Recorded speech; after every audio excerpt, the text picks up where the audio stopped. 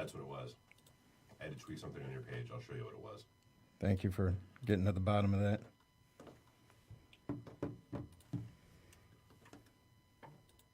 Oh, yeah. We're live. Let us know when you're ready. You are good to go? Hey, and thank you for tuning in. We got through these technical difficulties. This is The Human Condition, Episode 5, The Ego. I'm Vince Orlando. I'm Sean Davis. How you doing, Sean? I'm doing pretty good. How you doing today? I'm good. My ego's fantastic. Yeah, I bet it is. All in check? Yeah, feeling good about life. Yeah, well, okay, we'll dive right in. Ego. It's a term often misconstrued. So a very material definition of ego is obviously somebody who has a big ego, right? They think very highly of themselves. They're very stubborn. They don't want to be told what to do. Aggressive.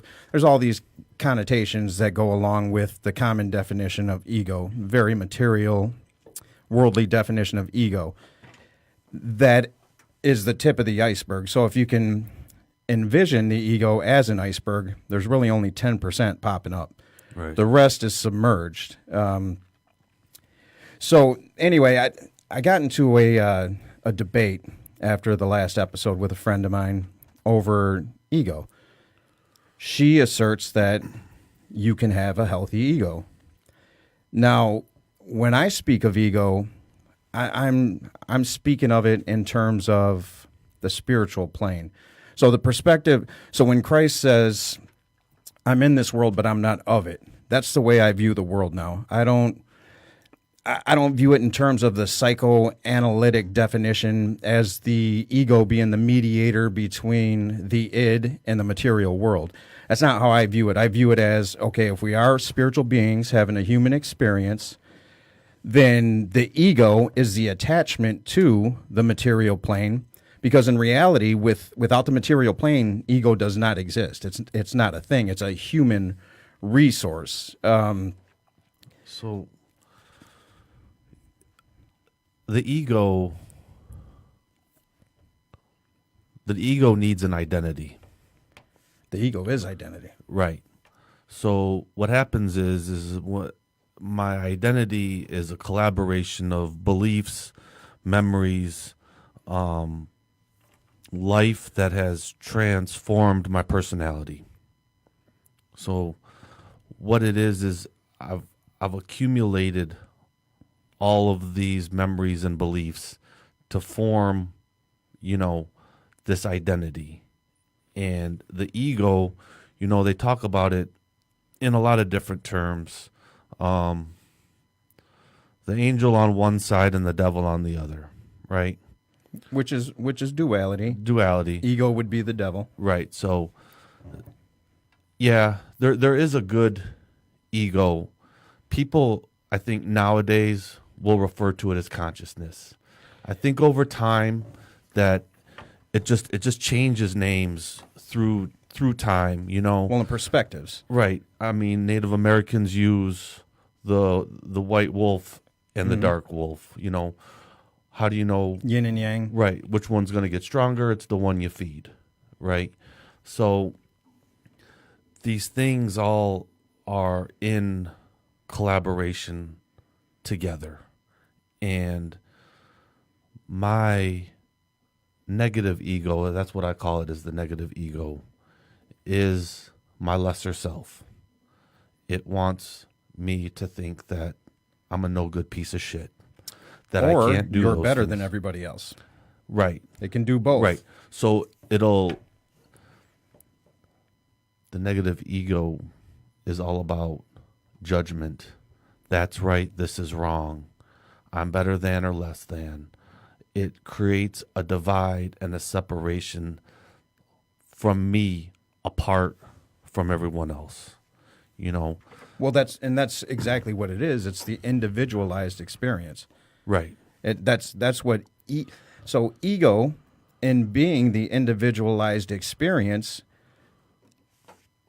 it has no relevance outside of our humanness. Right. But so here's a question for you. This was a real big one today in group. How far will your ego go to avoid emotional pain? To death. You know, and Broken legs is what we talked about. You know? It'll take you down because the ego, the higher self doesn't suffer. The higher self isn't attached No. to worldly things. The higher self is not malleable. The higher self is God or whatever you consider or you think source is. You know, so ego is suffering. Our attachment to ego as the absolute truth is where suffering is derived from. And this is just my opinion, but this is from years and years of dealing with this head on.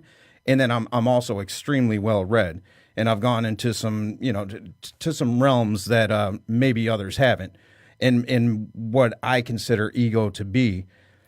But I get the definition. I can agree that if your worldview is materialist, that because yin and yang is two sides of the ego, Right. flip side of the same coin, right?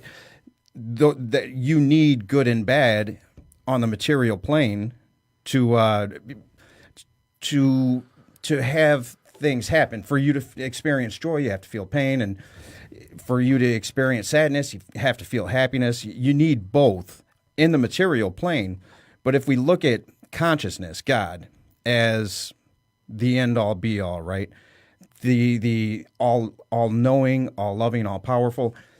And I don't know if it knows anything. Maybe it just is this infinite tapestry, right? If that's what we are, and in our humanness, this is all a construct. To have any aspiration towards a healthy ego at a certain point has to be counterproductive to what we might call nirvana, Christ consciousness. It doesn't matter how you frame it, this transcendence. So I believe, and this is just me, I believe that in our humanness, for me anyway, I'm not interested in anything but transcendence. Nothing else interests me.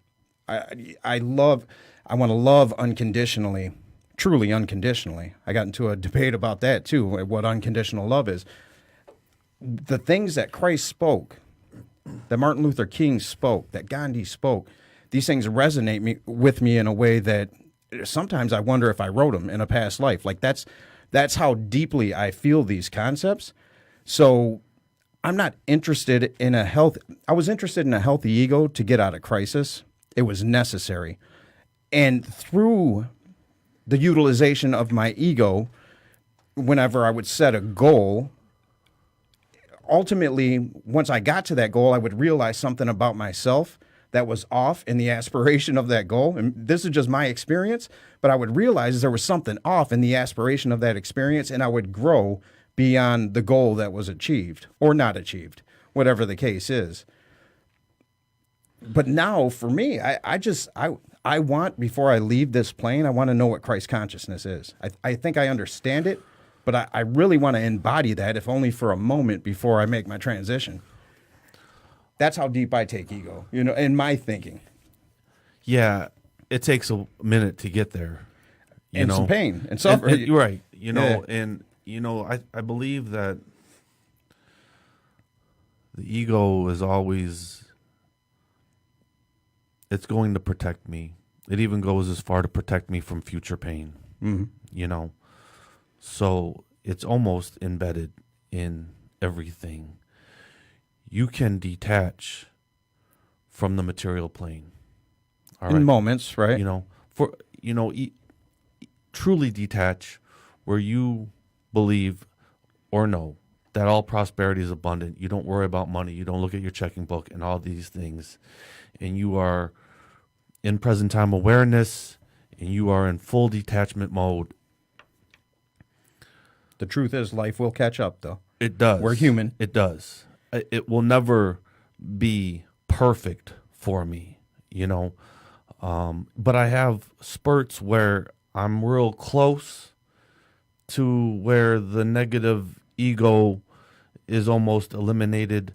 The good side of the ego, you know, is one that allows me to believe that anything is possible, that there is no lack and limitation. It is wound up in my spiritual consciousness. But when you say that's your higher self, and then here's where it goes back to semantics, really, because we're talking the same thing. Right. You know, we believe pretty much the same things, but if we get caught up in the semantics, which, you know, we did in this debate with my friend, we got caught in the semantics a little bit of really we practice mindfulness. So if you practice mindfulness, what is that? What is it that you're attempting to be mindful of? Your thoughts, right? So you know that you need to separate yourself from your thoughts, that you're not your thoughts, you're not your conditioning, you're not those things. You are this awareness of your thoughts. And Eckhart Tolle said something that was extremely interesting to me, and I believe it. It makes sense to me that there can be no ego where there is awareness. So once you become aware and you're sitting back as the observer of your thoughts, once you reach that stage, ego can't truly exist. It can't dominate anymore. And that's not to say that it can't come in spurts, because we are programmed, we are human, we are confined to the five senses. And I always think, you know, if I were a Buddhist monk sitting in a monastery in Tibet, meditating 10 hours a day, I don't know how long, I'm just throwing numbers out there. Even then, you have to come back to the five senses and go to sleep. You know what I mean? Like, so we're trapped in this dual state. And in the dual state, ego serves a very valid function. And I think our attachment to the ego, that's really addiction. Like, what really drives you to these compulsions? It's your attachment to the ego. You believe that what you see in the material world is the absolute truth.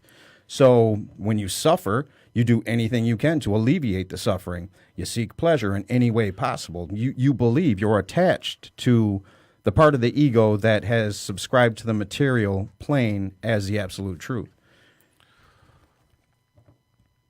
Do you look at the emotional plane the same as the material plane? It's part of it. The emotional plane is part of it, and it's a very human thing. And to say that we're not human, even as a Buddhist monk in a monastery meditating, you're still going to come back to the five senses. You're in your humanness. So yeah, I do. The emotional it's part of ego. So anything that we experience through the five senses, I consider ego. Right.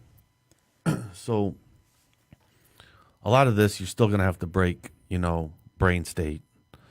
Right. I mean, that's probably the first piece that you got to do, being in recovery, I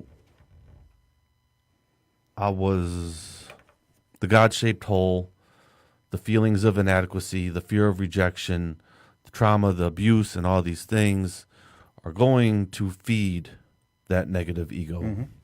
Yeah. To the point where I believe the negative ego more than I do my consciousness or my higher self. Your higher self, yeah. So I'm going to have to do some rewiring, and it takes absolutely an effort and it takes change to do these things. I just didn't. I still struggle. It was. We all do. It was funny because I told the guys today in group, I was like, who has a hard time accepting a compliment? And everyone's hand went up, and I was like, you know what? I do too.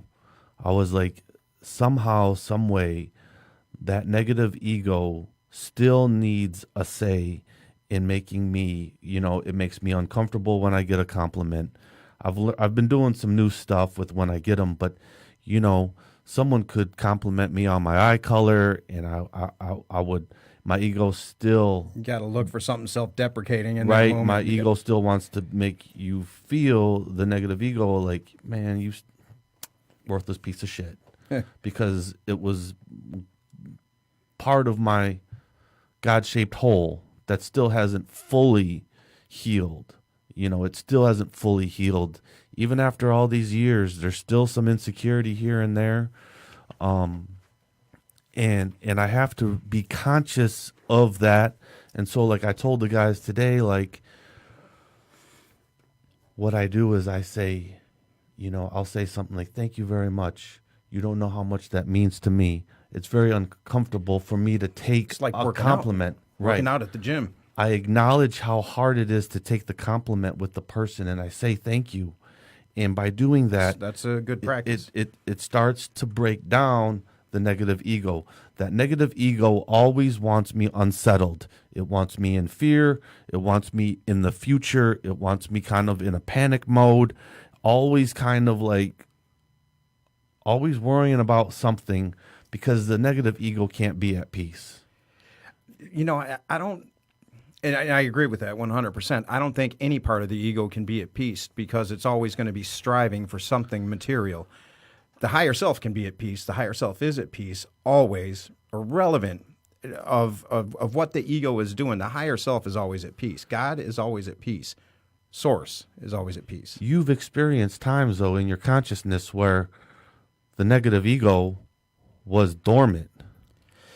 Well, it's not, and it is predominantly dormant now. It comes and goes, and but it is a daily practice that I have to catch it. And with awareness, it can exist. It can't dominate. It's still there. Right. The faulty programming is still there. 5 years ago, did it dominate? In moments, yeah. It wasn't all the time. So it's about 10 years ago I became fully aware. You know, and I didn't know what I was aware of, but after my son was born, I started the spiritual journey. And let's not, you know, some people get bothered by the word spiritual. Let's say we just exist. Let's speak from the plane of material, right? The human realm. So what we can all agree on is that there is consciousness, that when you act in any way, shape, or form, you can observe yourself as an observer, right? Right. So we know that there's some separation, even in what is it that neuroscientists can explain for the life of them? Consciousness. They try like hell, but they can't explain where it comes from. You know, they would like it to have derived in the brain and, you know, from the Big Bang and this amalgamation and compilation of different matter and subatomic particles and now this is just a bunch of electrical impulses in our brain which creates this consciousness that somehow knows better than this, right? And we all have these moments, whether it's through transcendental meditation, whether it's through peak experiences, whether it's through your children, whether it's through trauma. We get real close to that. Whatever that is, we all experience it, near-death experiences. There comes a point, and I can't say everybody because I'm just me, right? But we hear the stories, right? And we know that we're not alone in these moments of transcendence that we feel.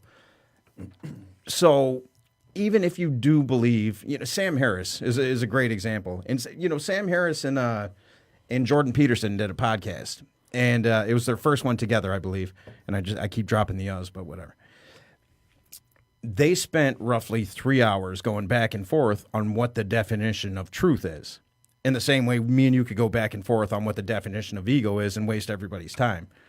We're not doing that, but you can get caught in these words. And I thought that and these are both extremely intelligent guys, but I love that Sam Harris is touted as the leader of the new atheist movement, yet he owns this, I think it's called Headspace. I might be saying that wrong.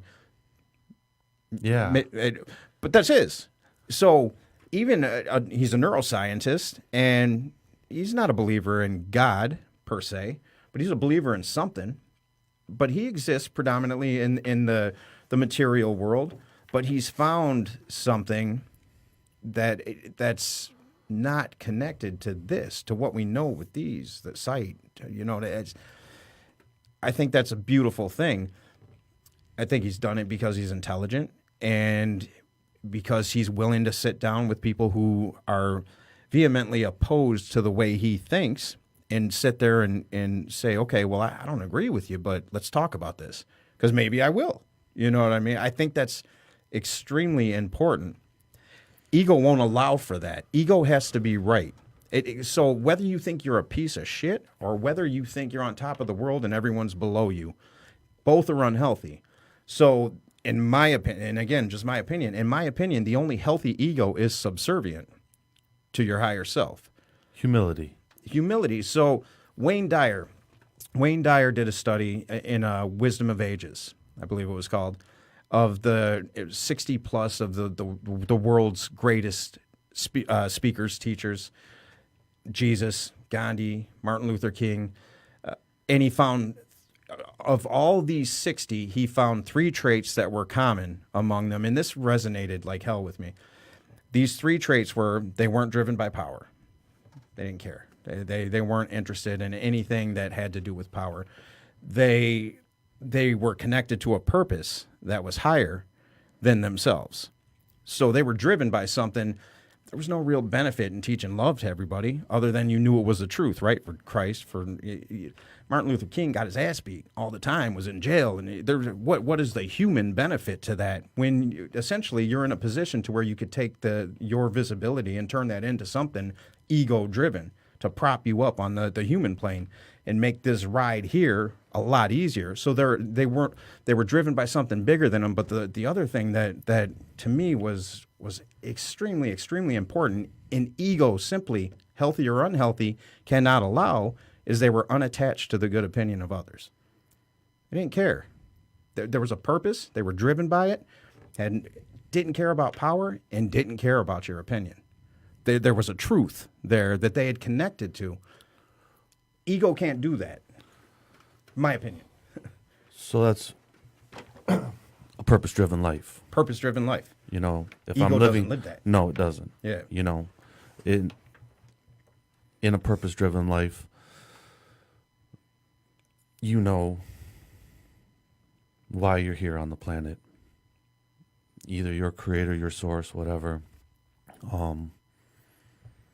You found your purpose, and it doesn't matter what others think about you, or it doesn't even matter what stands in your way, Or what you think about or it. what you think. Right.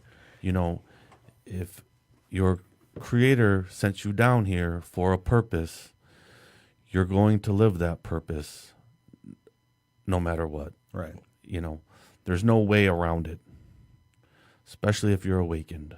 You know, I know a lot of people who are now starting to find their purpose, whether it be just change of careers, whether it be a motivational speaker, empowering others, being a healer. There's a big move for people to live their inner purpose. Well, Viktor Frankl, you know, the logotherapy, a man's search for meaning. Without it, we're susceptible to all the shit that feeds our ego. We are susceptible to that because how could we not be? If you don't have, and we search for meaning, right? That's what we do. Well, you would hope. I know that's what I do. I'm not where Christ was. I'm not where Martin Luther King was. But I appreciate that, and I would like to experience that, and that's what I'm driven towards. Not for anything other than to feel it and maybe pass some of that along to my kids and anybody else, to be a light. Don't you think that part of your purpose is to help others shift their consciousness? I think it's to be a light. I don't think I can help anybody. If my intent is to help, and again, this is an extreme interpretation of ego, right? So if my intent is to help by doing helpful things, I think I can do a disservice to myself because I believe that maybe there's some ego involved there, but if my intent is to be a light, which is my intent, and I'm not all the time. I know that I'm not, and I know that I still have work, but I'm aware. So it's to be a light in whatever space that I occupy from this point forward, and then when I wake up tomorrow from that point forward, the past is behind me, future hasn't happened. How can I be a light in this moment? Do I hope that helps people and sheds light in their direct? Absolutely. But I'll tell you a story.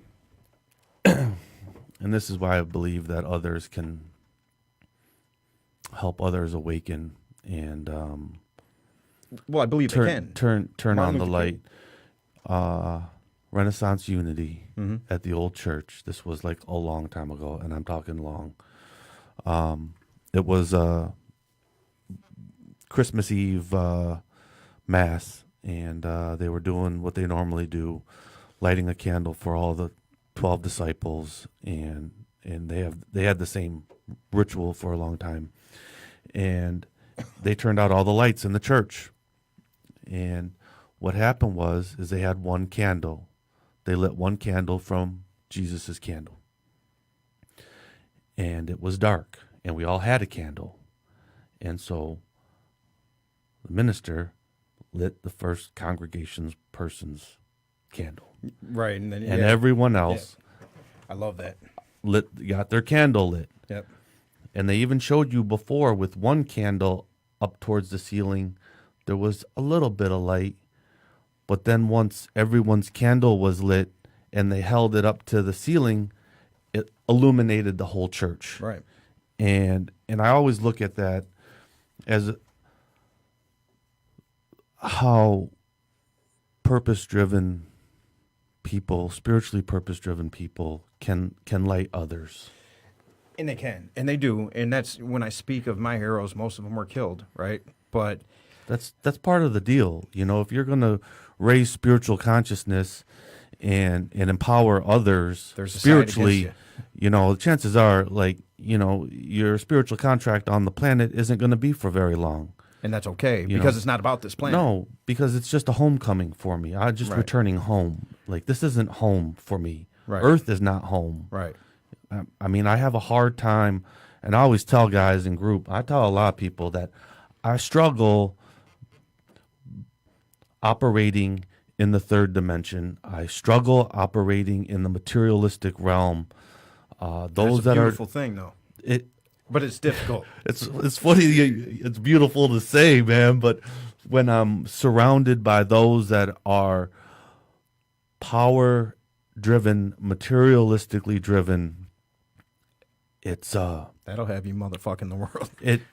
I a lot of times I can put the blinders on. A lot of times what I'll do is send out love and compassion and mindfulness that they are me, that they are a reflection of me. Maybe they're still asleep and power and materialism is what they're seeking, but they are a reflection of their source, which means that they're a reflection of me.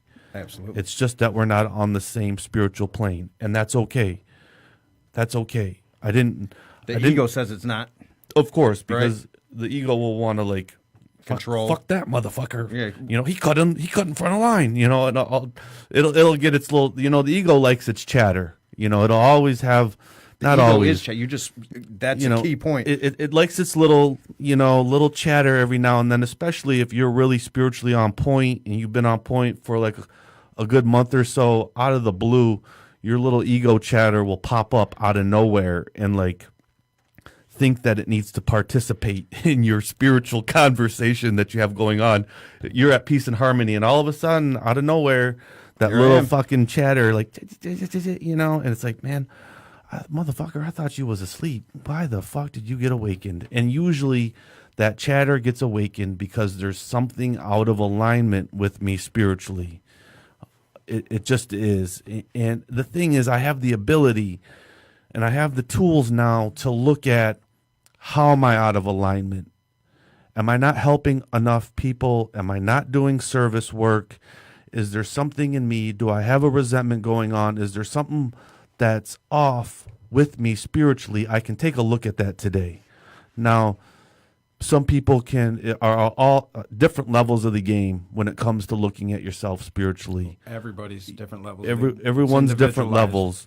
But I have found that if you want to get better looking at yourself spiritually, practice it like a motherfucker. You know, everything in the spirit realm and everything that I've transcended to, I've had to practice. You know, even that negative ego that still wants me to make me feel like I'm a no good piece of shit alcoholic, I still work on that. I still have a whole different toolbox for that particular negative ego. And sometimes that ego can go down and be quiet for a long time. Sometimes something takes me down memory lane in a weird way, and all of a sudden, boom, pop back up, no good piece of shit. And it strikes you. It strikes you differently. It's like, ooh, man, like I haven't felt that in a long time. Or when someone from your past remembers you from your older self, you know, back in the day, and you are a completely different spiritual being now, and they bring up some old shit, and they say something, and you're like, ooh. Well, you see what you just said, though, because here's the level of awareness that you're at, and this is why I thought that Eckhart Tolle, however you say it, I thought that his quote was so profound. It's so your ego can't truly exist because you're aware. So when that shit pops up, you catch it. Ooh. You know what I mean? You just say, ooh. It's funny you say that, because today in group, this dude I work with, we both share the same mentor, Michael Johnson out of Detroit. The clinician brought up this story because he was saying that he was on a mission to destroy his ego when he ran into Michael, and he was like, whoa. You can't destroy it completely.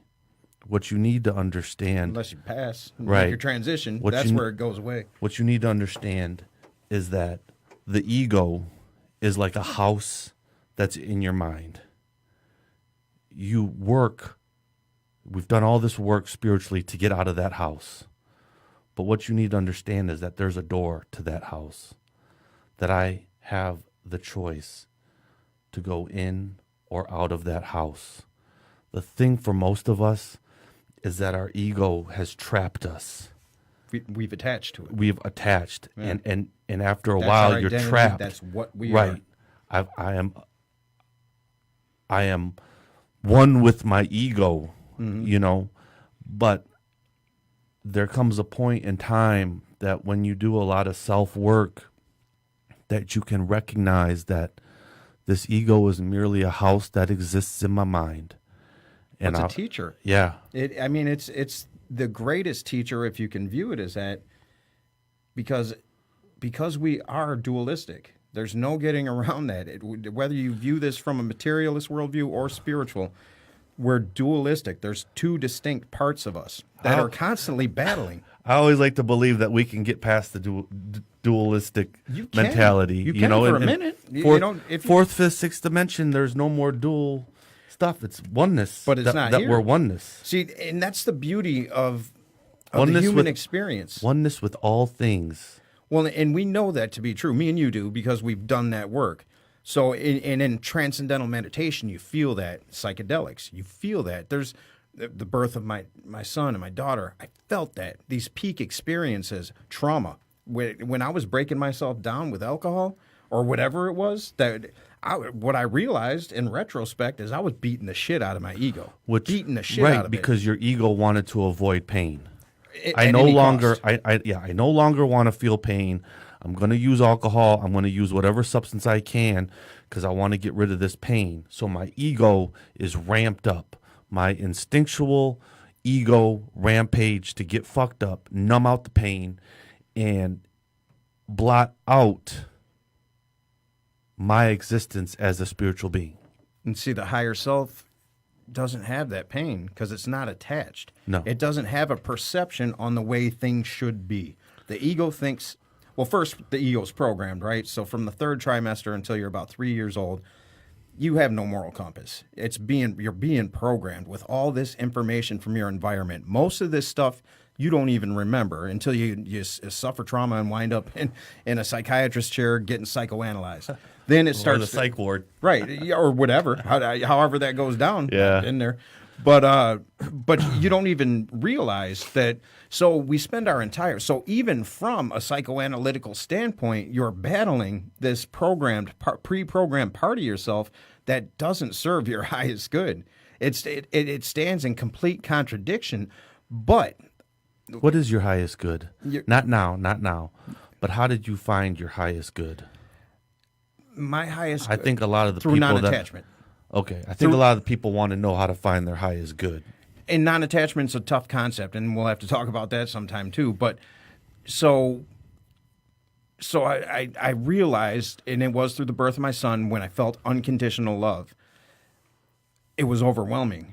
I had never felt it before in my life. If you would have told me prior to my son being born that it existed, I would tell you, fuck off. That's stupid shit. Don't miss me with that bullshit, because that's not what the world's comprised of. The world is negative, and I got to get mine. Grew up Right. poor. I had my story. I was Right. attached to my story. I grew up poor. I had this Yeah. against me. Fuck the world. Fuck that. got my story. I Look got at my what, story. Look at what I got. Look what I Yeah. can achieve. Ha ha. Pat me on the back. Make me feel good. Street life mentality. You know, and that's all I had. But even when it's not street life, look at me. I'm the overachiever. Look at my straight A's and Right. It's same shit. Flip Yeah. side of the same coin. It's still Seeking ego. attention. So when you attach to any, and we assume these roles at a very young age, it doesn't matter if you're the overachiever, the scapegoat, whatever it is, you assume these roles, then that becomes your identity. When you become, and Christ said, when Christ says, I am, you know, and that's the problem I had when it came to, you know, sitting in AA and speaking. I had a real problem with labeling myself, even though I know it's necessary, especially in crisis. But so I got to the point you asked how I got there, and I don't know exactly what the purpose is other than to be a light. And all I can do that is by lighting myself up, you know, and so my work is here. This is where my work is now. And I have absolute faith in that the more I light myself up, it's going to trickle down to the ones I love the most. I can't change them. With my kids, they're going to grow up. They're going to motherfuck me one day. It's going to happen. They're going to do things that I'm opposed to. It's going to happen, you know. But what they're not going to do is let me down by their humanness, because I'm not attached to who I think they should be. That's unconditional love. So when I felt that unconditional love and I knew it existed, I had one of two choices. I could run to it or I could run from it. Run from it, and I ran from it, not consistently. It was in spurts, right? But I would have these breakdowns to where it was just too much, and I didn't know what to do with it. And the world that was being presented to me stood in contradiction to this feeling that I had, but somehow I knew that it was a binding force. Greg Braden went to it was a monastery in Tibet. Took 16 days to trek to it. And, you know, he's lucky enough to, because of who he is and whatever, he have a conversation with one of the abbots. And he asked this guy, he said, what's the force that binds all things? And the monk said, compassion. So the conversation was short, and Greg left confused. It was some years later, he visited another monastery, and he had the chance to meet another one of the abbots, 100-plus-year-old guy. And he said, I asked somebody else this, and I want to ask you, what is the force that binds all things? And the monk kind of laughed at him. He didn't know why exactly, and I'm screwing up his story. But long story short, the monk came back with compassion. So Greg had a little more time, and he says, well, isn't that an act? Isn't compassion an act? And the monk said to him, it's both. It resonated with him, and it didn't resonate with me at first, but I understand. If you understand compassion as a force of nature, compassion, true compassion, unconditional love, just a respect of the beauty of all things, and just the detachment from the way things should be, and that everything is existing in perfect harmony to whatever its journey is at whatever given time, that is a force of nature. You see it in even outside of the human experience, in the way that subatomic particles interact with each other. There's a perfect harmony. We view a supernova as cataclysmic, right? But we're from that. So it's a beautiful thing, you know. And you look at the human race, and we can talk about how bad off we are, but the population continues to grow, doesn't it? And it continues to grow not because we're not compassionate, even though we have our setbacks, but somebody, as much as I can complain about the things that may have happened when I was a kid, somebody was feeding my ass. Somebody was changing my diaper. I'm sitting here with you right now, and me and you are able to talk because despite what we may have gone through, and this goes for anybody, it doesn't matter how bad you perceive your life to be. If you've reached the age that we have, somebody was compassionate. It's real easy. It's hard to be a parent. You know what I mean? You know, it's easy to walk out. A lot easier, but there's something that, despite the circumstances that are before you, keeps you there. That's that force. That's what it is. And when you feel that, when you truly feel that, and you decide to run to it, your purpose, you are your purpose. You know what I mean? Like, you are your superpower. We are our superpower. the infinite had to shrink itself into us. It had to forget its own infiniteness, its own perfection, in order to experience phenomena, because whatever's up there doesn't need this. Or maybe it does. Maybe we're the evolution of that which is higher. But to not know that we're so very, from a materialist worldview, we're this little speck on this blue dot, which is true, but we have consciousness. That's such a beautiful, beautiful thing. To not realize that you are your superpower, you're doing a disservice to what this thing is. This entire existence here. Ego can't detach from the shit that you see, hear, touch, taste. Ego cannot detach from that. It's what ego is. I'll go back to your pop culture. The sickness. Ego promotion. Yeah, the sickness. The bubble. Yeah, the bubble. Yeah. Promoting material wealth. Look at me. How many cars do I have? How scantless can I be? How ruthless can I be? And it's man, I wish people would turn off the TV. It's dangerous. I always, when I was a kid, bullshit. The TV's great. Yeah, but I mean, come on, we were watching Knight Rider and stuff. I mean, I just look at. He was still cool as shit in the trans. I look at how social media and the television almost have your ego programming in mind. The powers that be do, because they can serve a purpose. What we're doing right now, and we're getting out to, I don't know how many thousands of people, but it's all over the world. That's an amazing thing. Now, the powers that be, the ones that want to capitalize on our egos, that's what you're talking about. They're the ones who dominate this medium. Not just that, but they want their shift. They want people being in the material world. They need more consumers. I need more consumers. Consumerism. Yeah. The more I consume, the more that you keep the wealthy, the more programming they dish out. Absolutely. And I need to have the newest iPhone. I need to have the newest car or whatever How can I keep it means. you sedated? How can I keep you asleep? I need you asleep. I don't need you waking up. Yeah, that's a problem. Last thing I want is you waking up. Yep. Last thing I want is you waking up and waking up people around you. When you decide that you don't need to spend your last dollar on the house that's going to impress whatever woman or whatever man you're trying to get in whatever car, when you decide that you don't need that shit, you're dangerous to that system. You're a danger to the system. They don't want you detached. You have to be attached, because if you're not attached, you don't consume. Right. You don't need to. I want the money I earn to belong to me, and I'm going to choose what I need. Don't ever use the words practicality around too loudly, because tell you the truth, that's how I do shit now. Is whatever consumerism I do, it's all based out of practicality. And I don't need a lot. I don't need a lot of stuff. I don't have the newest Jordans.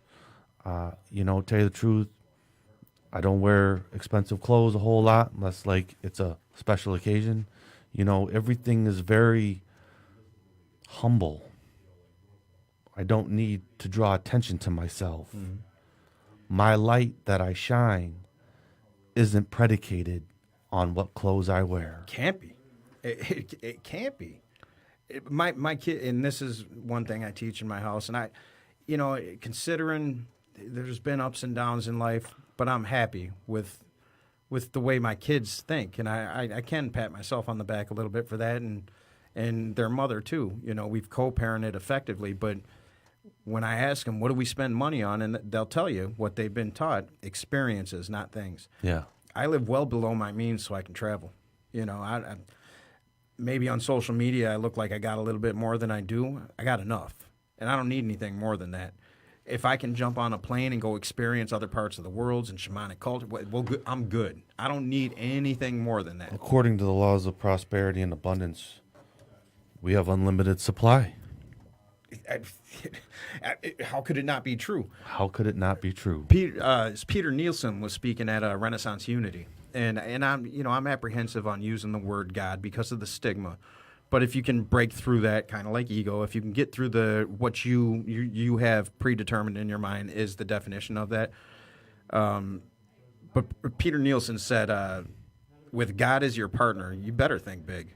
Yeah. So you're sitting in church, and it doesn't matter what church you're in or what spiritual community, you talk about absolute faith. You talk about these big concepts, but you don't live like that. Because if you really knew that whatever the infinite is, the immalleable, whatever that is, if that's your partner, if you are that, you're derived from that, how do you not have access to everything in front of you? Ego edging God out. Ego.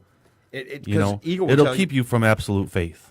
It does. It is designed to. It's the antithesis of absolute faith. It is designed to keep you separate from your creator.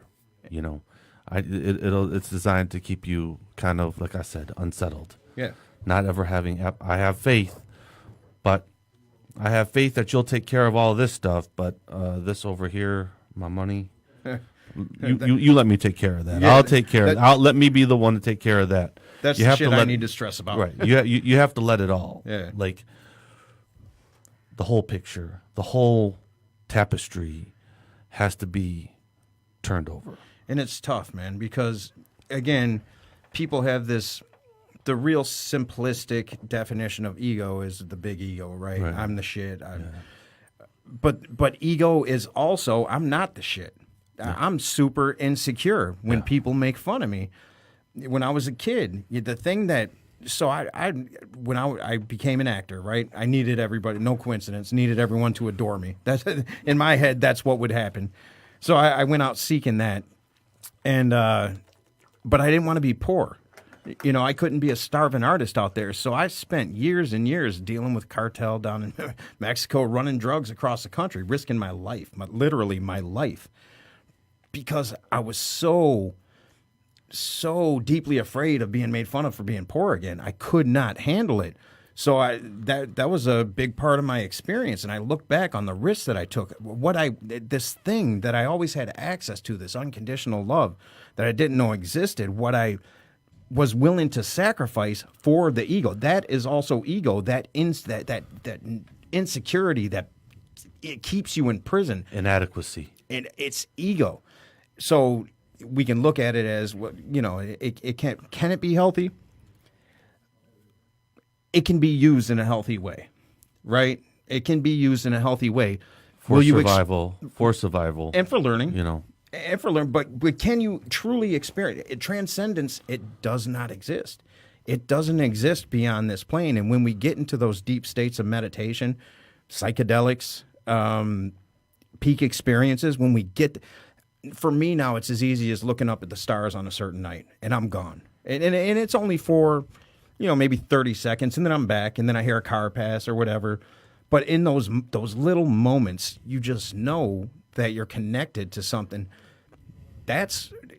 So life is it's meant to be a series of these moments that at the end, hopefully you can piece together to say that I've lived the life that I wanted.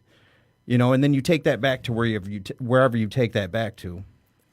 We can get into the concepts of reincarnation and what that's all about, and that's a whole different thing. But I just threw it out there for all you people critiquing our shit. Yeah, man. I think a lot of us, I too sold drugs and firearms because I didn't want to be poor. It was a lot of financial insecurity. It hurt when people called you out on that. And the thing about that life, though, is that it feeds the dark side of the ego quite a bit. Because then we're going into harming others. And now I'm harming people that, tell you the truth, I probably will never see. But what my profession is still enslaving people in some capacity. Feeding someone's addiction or, right. selling them a Glock. I'm not living in the light. Oh, no. I'm living in the dark. Yeah. And And isn't it easy to justify when you're living in that dark? yeah, I'll tell you one thing. When I was in the darkness, I knew the light inside because it would talk to me. Right, yeah. It would talk to me, and Duality. yeah, it would kind of be like, well, I always like to think it was my God, Right. Which And, it is. you know, Your higher self. and it was like, you know, you're gonna come on, you know, you're gonna join the force, you know, like, why do you keep prolonging this? Why do I have to keep slapping you in your head? Right. Slapping You you in know, your head. I'm not going to kill you, you but know, whether it's getting arrested or you know, drinking and drugging to blot out the feelings I had about what I was doing, because I never really sought out power through all that stuff. Power never really excited me a whole lot. I really did it for monetary gain, and you were protecting yourself, right, protecting your ego. and so my God would, you know, I'd get pinched and, you know, I would skate by and, you know, get some probation and slap on the wrist and stuff. And I could always hear my God being like, what? I don't know what the fuck you're doing. Come on, stupid. You know, I always like picture I you don't saying, "Come on, understand. stupid." I just don't understand what the fuck you're doing. Yeah. And I would make excuses even when I had, you know, 200 grand, you know, underneath my bed. I still felt that was not enough. And I would still make justifications to live in the darkness because now it was comfortable for me. The light scared me. What I thought people thought of those that walked in the truth and walked in the light. Oh no! I don't want to be one of them. I'm not I gonna don't be want to. that guy. I don't want to be that guy. Yeah. God forbid I be a motherfucking healer. Oh no! Talking all that dumb shit Yeah, about love, you know, and yeah. turning the other cheek. Fuck Right, that. you know, and I didn't understand because I didn't understand the truth, and I didn't understand the light, and I didn't understand how it worked. My consciousness was below sea level. It was in the depths of the ocean probably. But there were spiritual experiences along the way. People showed me a lot of love and compassion when I was getting sober that I didn't think that was real. You know, Feel it. Like, they must want something. What do they want? And I remember them old timers like, man, we don't want shit. We want to see you sober. That's you know. And I remember I couldn't get a job. I got you. Start digging ditches tomorrow, 6 a.m. I'm gonna pick you up, and I'm like, my ego's like, ooh, digging ditches, you know. But the God inside me was like, you got a job. There's a door that just opened for you. You're doing for you now. Right. And a lot of it is doors opening. I look at it a lot as like, when I set aside the negative ego and the consciousness, and I'm living in my truth and I'm living in God consciousness, there's more doors that open for me. There's more experiences that show me the love that exists on the planet more. Rather than me telling you guys I have a hard time operating here on the planet. You know, that's ego right there telling, you know, it's telling is. that, you know. Well, when you did God's voice, you said, "What the fuck are you doing?" That's us, because God, whatever that is, knows what the fuck you're doing, doesn't judge you, and whatever you're doing, Right. knows it's all in divine order. So there's no reason they're not even, whatever that is, isn't even attached to what you're doing. When people say, "Well, I pray, I'm really praying to God," I'm like, God's praying to you. God's praying to you to really, because you've got everything at your fingertips. You just got to believe it. You know, Christ on Palm Sunday, where he says, and again paraphrasing, because I'm not a Bible scholar, but says, "All these things I can do, you can do and more," right? Yeah. What are you worshiping me for? Come on, man. You know, and I speak Jesus in my own Right. voice, but you know, but honestly, like, you got this. This is your thing. That's why you had to be killed. You are not separate from your source. At all. At all. And don't let these motherfuckers out here who live in the material, don't let them tell you otherwise. Even if your consciousness ain't at that place, Your power, your source, your God, whatever, is not external. Doesn't exist up in the sky somewhere. You are one with that source already. It's only your perception that is keeping you separate from God or source, as well as your ego. So the way I look at source is source, and I did the again. I'm trying to catch myself. Source is the wood for this table. Human beings are the table. Table doesn't exist without source. You need that wood. So you got this infinite tapestry up here, whatever it is, whether you believe it's conscious in the way that humans are or something beyond that we couldn't even contrive or conceive of. We're all part of that tapestry. Quantum physics has proven this. It's infinite. We're all part of it. We're all quantumly entangled. To think otherwise is ridiculous. To believe in being separate when even from a scientific perspective, if you're stuck in the material world, it says that we're all connected. To think otherwise, it's like suicide, or it's like saying, "Well, I'm just going to live in this little box here. Give me a prison cell, and give me 3 meals a day until I die." That's what your life becomes. There's so much out there that we're connected to, and if more people would just grasp, but ego doesn't want you. Ego's not a part of that. Ego is the individualized experience, and I'm not bashing ego, but it can absolutely There are be still toxic. forces working against you. Absolutely. And you have to be conscious of those forces. It's the awareness, man. It's the awareness. You're going to pop back into ego. That's okay. You can utilize ego to gain insight. I mean, have you ever seen a commercial and you're like, man, that is some fucked up shit? You know? All the time? Yeah, all the time. All the time. You know, and that's the power. And you know, it's funny when I'm driving down 75, usually going downtown, and you just see billboard after billboard after billboard. They're stacked right next to each other, like one after the other, after the other, after the other. Yeah. If it's not getting help for drug treatment, it's going to the casino, buying a car. You know, it's just Drink like, this, yeah, do it's that. just like a wide variety of like bombardment of shit. And I always joke around because like the earth at least the United States looks like one big commercial to me. Everything's a commercial. Pop There's culture, pop culture disease.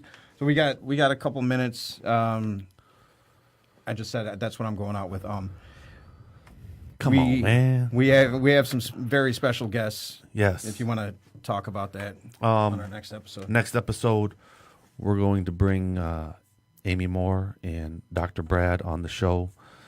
These two individuals work on different types of metaphysical, spiritual healing. I've been seeing Amy for a while. She has the ability, she does craniosacral and some other things where it helps you remove trauma from the body. You know, there's a type of massage also where I can release old thinking through massage. It's quite interesting. She'll be here, and along with Dr. Brad, who has his own form of he's a chiropractor, and he's kind of like a metaphysical, spiritual chiropractor. These two in the studio, it's gonna be real interesting. They're gonna shed a lot of light on how to heal yourself if you have trauma, if you've had abuse. By physical means. Yeah, Right. without Energy healing. without Xanax Yeah, and some energy Seroquel healing. and some lithium, some Paxil. You know, we can kind of fuck big pharma now. Yeah. We have the knowledge to heal yourself is out there, and they're gonna share that with us. Thank you. Everybody, keep your comments coming. Keep your ideas. We obviously feed off of that, and that's what leads into the next episode and the next. We appreciate everyone who's paying attention this early on. We're still getting everything organized. But Still learning. Thank you. And we'll see you. I said, oh, again. Damn, man. See you in the next episode.